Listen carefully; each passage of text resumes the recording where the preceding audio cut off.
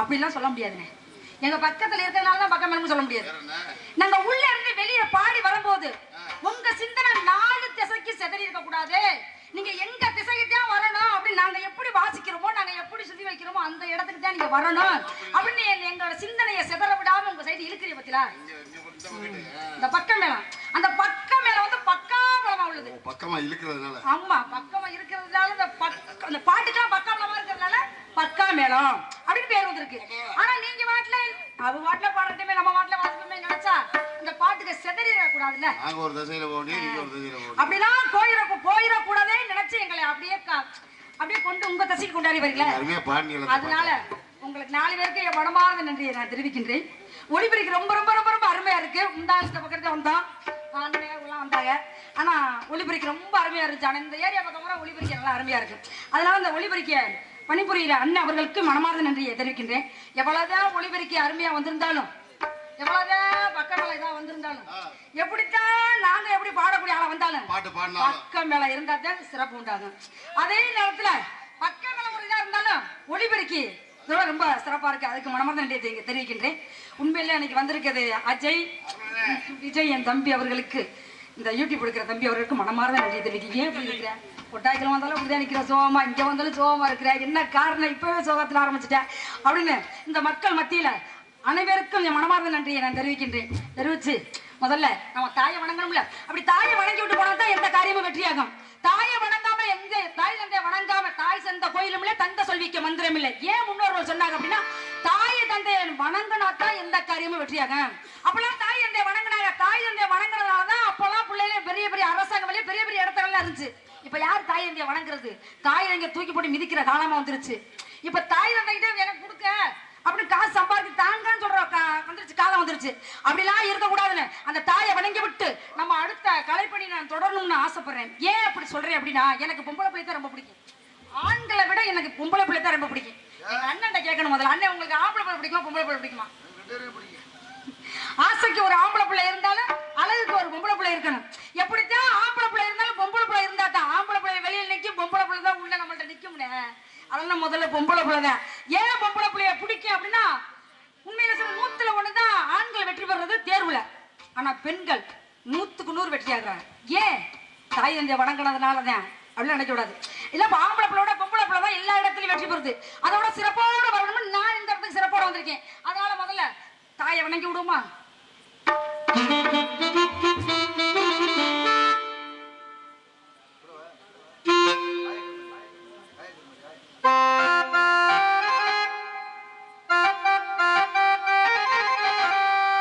தாயே கருமாரி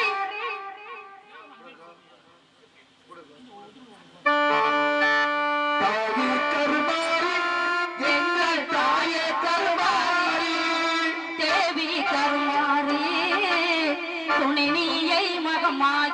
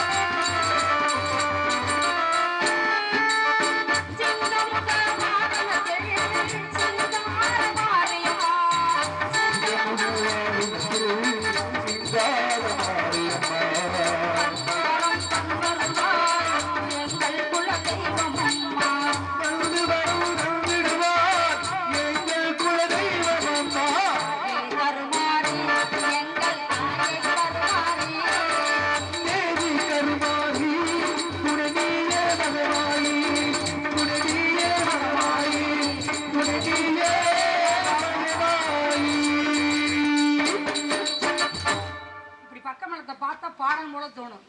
வெளியில வந்தா உள்ள போக கூடாது. இதான் இருந்தாலும் அண்ணே நீங்க வாசிக்கிற பார்த்தா எனக்கு இன்னும் பாடணும் போலயே இருக்குது. அது ஒரு விஷயம். உங்களை எல்லாம் நான் சந்திக்கிறோம்னா கொடுத்து வச்சிருக்கேன். ஆனா இங்க அடிக்கடி சந்திக்கிறோம்னு ஆசைப்படுறேன். ஆமா, அதனால என்ன சொன்னா ஒவ்வொரு மதத்துக்கும் ஒவ்வொரு கோட்பாடு உண்டு. எப்படி ஒவ்வொரு மதத்துக்கும் ஒவ்வொரு கோட்பாடு உண்டு. ஏன் இப்படி சொல்ல வரேன்னா, வெள்ளிக்கிழமை ஆச்சு அப்படின்னா மசூதியவே தொழுவாங்க. அது ஒரு நாள் எதற்கு தொழுவாங்க. அப்படிலாம் இருக்கும்போது இதே ஞாயிற்றுக்கிழமை ஆச்சு வச்சுங்களேன், கிறிஸ்துவ மதத்துல போய் செபம் பண்ணுவாங்க.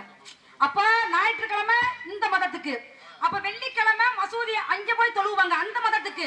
ஆனா நம்ம இந்த மதத்துக்கு மட்டும் எப்ப வேணாலும் போகலாம் சாயம்பட. எப்படி எப்ப வேணாலும் ஞாயிற்றுக்கிழமை, திங்கக்கிழமை, செவ்வாய்க்கிழமை அப்படின்னா நாள்லாம் கிடையாது. எப்ப வேணாலும் காலையிலயும் போனாலும் போகலாம், மத்தியானத்துக்கு போனாலும் போகலாம், சாயந்தரத்துக்கு போனாலும் போகலாம். அப்படின்னு ஒரு நாளைக்கு எத்தனை வேணாலும் சாயம் பட போகலாம். அதனால ஒவ்வொரு மதத்துக்கும் ஒவ்வொரு கோட்பாடு உண்டு. ஏன் அப்படி சொன்னா, முதல்ல நம்ம போகணும் அப்படின்னா ஒரு இடத்துக்கு போகணும் அப்படின்னு நினைச்சா முதல்ல விநாயகரை வணங்கணும்.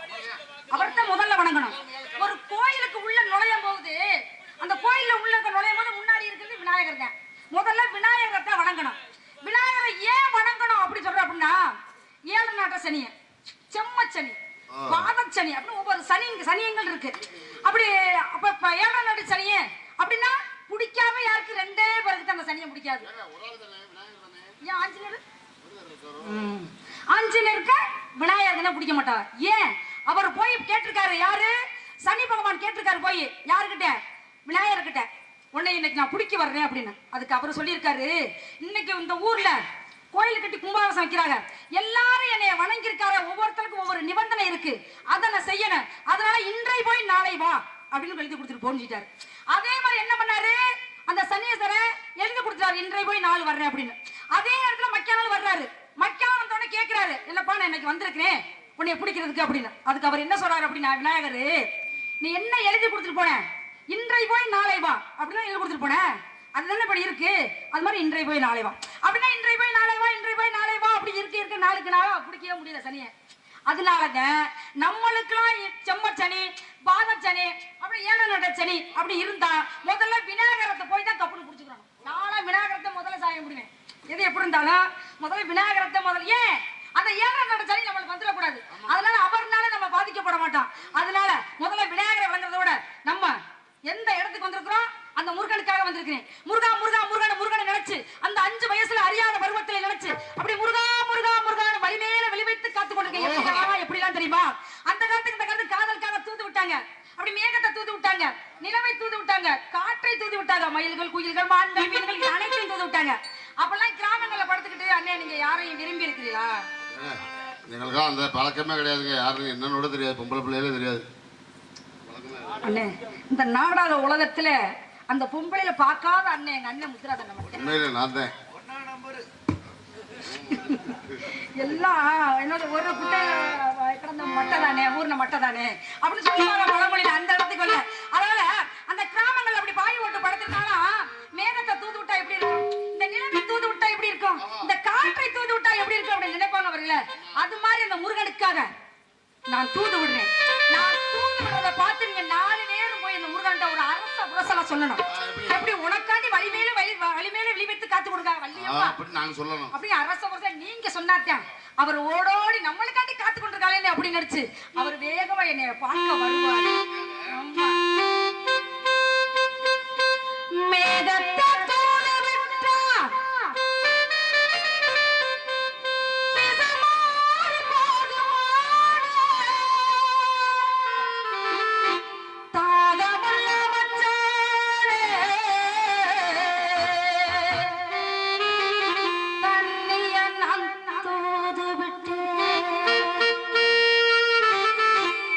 தன்னிக்கு இந்த கண்ணே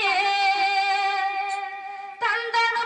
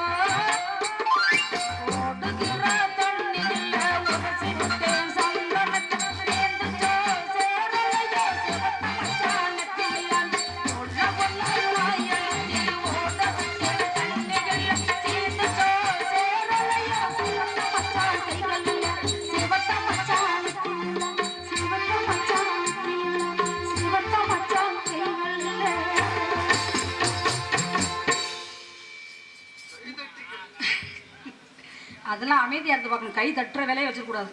அமைதியா இருந்து பாக்குறத நாடகம் பாக்குறாமா. அப்புறம் இன்னும் மட்டும் ஒன்று ஊரா கரகாட்டம் ஓடிக்கிட்டு அதெல்லாம் ஏன் சிரிக்கிறேன்? ஆர்ப்பாட்டம் பண்ணவே கூடாது. ஆர்ப்பாட்டம் பண்ணா தொழில் பண்ண மாட்டாங்க. அமைதியா இருந்து பார்த்தா ஆர்ப்பாட்டம் பண்ணா அதனால அதனால குறிஞ்சி, முல்லை, மருதம், நெய்தல், பாலை ஐவகை நிலத்துக்கு எங்க அப்பா நண்பின் தலைவனே கிடையாது. இந்த குறிஞ்சி நிலத்துக்கு என் தமிழ் கடவுள் முருகன் முருகன் முருகனுக்காக தமிழுக்காவே பிறந்தவர். அந்த தமிழ் சொல்லுக்காவே பிறந்தவர். அதனால தமிழ் கடவுள் முருகன் அவர்தான் இந்த இடத்துக்கு தலைவன். அந்த சிறிய ஊர் சிற்றூர், அந்த சிற்றூர்ல வேடுவர் இனம், சிறிய ஊர் சிற்றூர், அந்த சிற்றூர்ல வேடுவர் இனம், அந்த வேடுவர் இனத்துக்கு எங்க அப்பா நம்பி தலைவன். அப்படி நம்பி தலைவனுக்கும் நங்கை மோகினிக்கும் 7 ஆண் குழந்தை இருந்தோம். ஒரு பொம்பளை பிள்ளை இல்லையே நினைச்சு ஒரு பொம்பளை பிள்ளைக்காக எங்க அப்பா வருத்தப்பட்டார். உங்க அப்பா இல்லம்மா, எல்லா அப்பாவுமே வருத்தப்படுவாங்க. பொம்பளை பிள்ளை நானே வருத்தப்படுறேன். 4 வயது பொம்பளை பிள்ளைன்னு ரொம்ப வருத்தப்பட்டு இருக்கீங்க. அப்போ உங்களுக்கு பொம்பளை பிள்ளை பிடிக்கும். அதே மாதிரிதான் எங்க அப்பா பொம்பளை பிள்ளை இல்லையே நினைச்சு முருகா முருகா முருகான் அந்த முருகனை நினைச்சு அந்த முருகன் அருளால வள்ளி கிழங்கு எடுத்த பள்ளத்துல வள்ளி கொடி, என்ன கிழங்கு? வள்ளி கிழங்கு எடுத்த பள்ளத்துல வள்ளி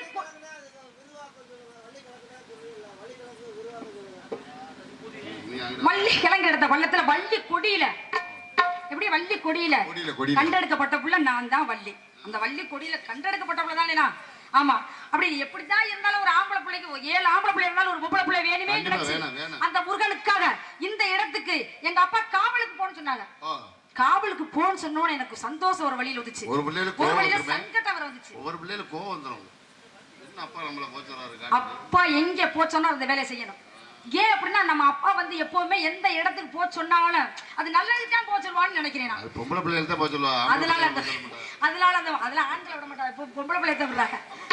அதனால அந்த முருகனுக்காக எப்படிலாம் நினைச்சு கொண்டிருக்கேன்.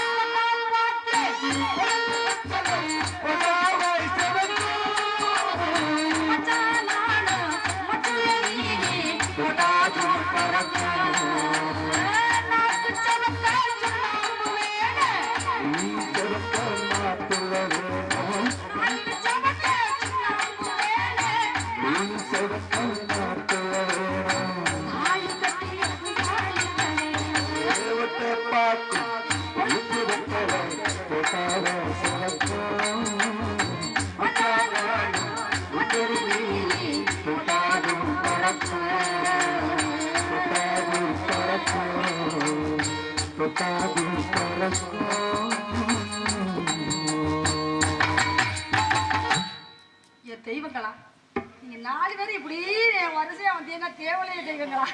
ஆமா உண்மையில இந்த பாட்டுக்கு இப்படி வாட்சி நான் பார்த்தது நான் 2 இடத்துல பாடி இருக்கேன். பார்த்ததே இல்ல. ஆமா அதனால அந்த காவலுக்காக எங்க அப்பா வர சொன்னேன். அப்பா என்னை காவலுக்கு போக சொல்றேன். 7 ஆம்பளை பிள்ளை இருந்து ஒரு பொம்பளை பிள்ளை காவலுக்கு போக சொல்றீங்களே எங்க அப்பா கேட்டோன்னு எங்க அப்பா சொன்னாங்க ஆண்கள் உழுது வருவதும் பெண்கள் காவல் புரிவது நம்மளுடைய கடமை நம்மளுடைய வழக்கம் கட்டாயம் அப்படின்னு சொன்ன உடனே நான் நினைச்சேன் அப்பா யார் யார் வர்றாங்கன்னு கேட்டேன். அப்பதான் சொன்னாங்க நீங்க வர்றோம்னு சொன்னாங்க. வர்றோம்னு சொன்ன உடனே எனக்கு ரொம்ப ரொம்ப சந்தோஷம். நீங்க 4 பேர் வர்றது எனக்கு ரொம்ப சந்தோஷம். நீங்க வர்றதுனால எங்க 4 பேருக்கு சந்தோஷமாயிருச்சு. எப்படி கடுப்பால வந்திருக்கான் அப்படின்னு அவருக்கு அதுக்கப்புறம் கேட்டேன் யார் யார் வர்றாங்கன்னு. அண்ணன் வர்றாங்க, அன்பான தோழி 2 வர்றாங்க, எங்க அண்ணன் வர்றாங்க. தானே தோழி இல்ல எங்க அப்பா புதுசா வேலைக்கு சேர்த்திருக்காரு. ஆமா புதுசா. ஏன் அப்படின்னா நாங்க எல்லாரும் காவலுக்கு போகும்போது துணைக்கு அவங்க வருவாங்க. வீட்டுல அப்பா அம்மா இருக்காங்கல்ல அவங்க பெரியவங்க அதனால அவங்களுக்கு அங்க காவலுக்கு ஒரு தெரியாம சேர்த்து போடுறாரு அப்பா. அப்ப வேலைக்குன்னு வச்சிருக்காரு. அண்ணன் நீங்க நினைக்கிறது இதை நான் நினைக்கிறது அது. ஆமா அது காவலுக்கு வச்சிருக்காரு. அதனால 2 பெண்கள் வர்றாங்க, ஒரு ஆண்கள் வர்றாங்க, அப்படியே எங்க அண்ணன் வர்றாங்க, 2 தோழி வர்றாங்க. அப்படிலாம் இருக்கும்போது அவங்கள பார்த்தா எனக்கு சந்தோஷமா இருக்கு. அதனால தோழியை சந்திக்கிறதுக்கு முன்னாடி ஏன் எனக்கு முருகா முருகா முருகா அந்த முருகனை ஏன் நினைச்சு தெரியுமா? எதுக்கு ஒரு ஊரிய முருகனா நினைச்சு கார்த்திகையில இருந்து மார்கழி வரை தை வரை மாலையை போட்டு நம்ம பக்தர்கள் போவாங்க. அரோகரா அரோகரா இங்க முருகனை போவா பழனி மலைக்கு. அப்படி பழனி மலைக்கு போகும்போது அவர் பக்கத்துல இருந்தேன்னு வச்சுக்கோங்களேன். அந்த முருகன் பக்கத்துல அப்படி இருந்தாலே எனக்கு தனி சிறப்பு உண்டாகும். எல்லாரும் அந்த முருகனை கையெடுத்து கும்பிடும் போது உங்களையும் சேர்த்து கும்பிடுவாங்க. எனக்கு ஒரு சந்தோஷமா இருக்கும்போது அவர் பக்கத்துல நான் இருந்தேனா எனக்கு ஒரு தனி சிறப்பு உண்டாகுமே அப்படின்னு நினைச்சு அந்த முருகனுக்காக எப்படிலாம் ஏங்கி கொண்டிருக்கேன்னு தெரியுமா?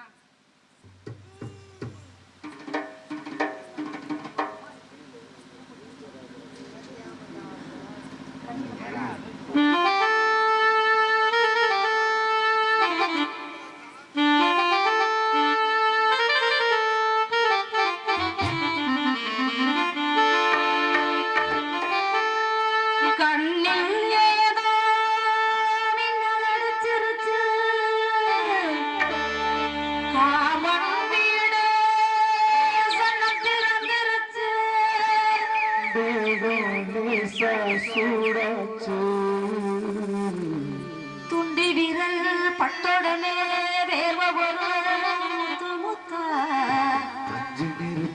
பத்திக்கொள்ளுமே பக்கத்தில் வச்சா கண்ணில்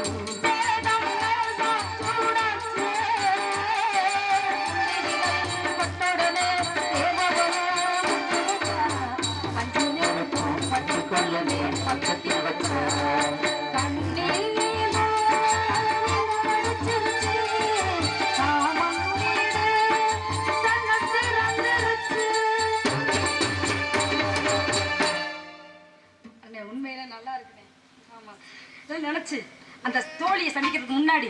இருந்தாலும் யார் நேரத்தை நம்ம எடுத்துக்க கூடாது.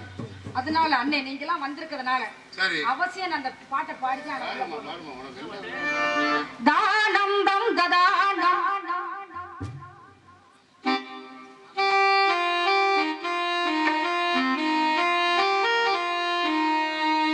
தானம் தம் ததானா தானம் தம் ததானா பந்தம் ராகபந்தம் சொந்தம் சொந்தம் தந்த சொந்தம் ஓழகின் பேரன்ன தேவனே நான் உந்தன் பந்தம் ராகபந்தம் சொந்தம் சொந்தம் தந்த சொந்தம் நாதம் என் ஜீவனே பாவா என் தேவனே உந்தன் நேரம் பாறை பாலுருதே ஓகோ பூவும் மாலாட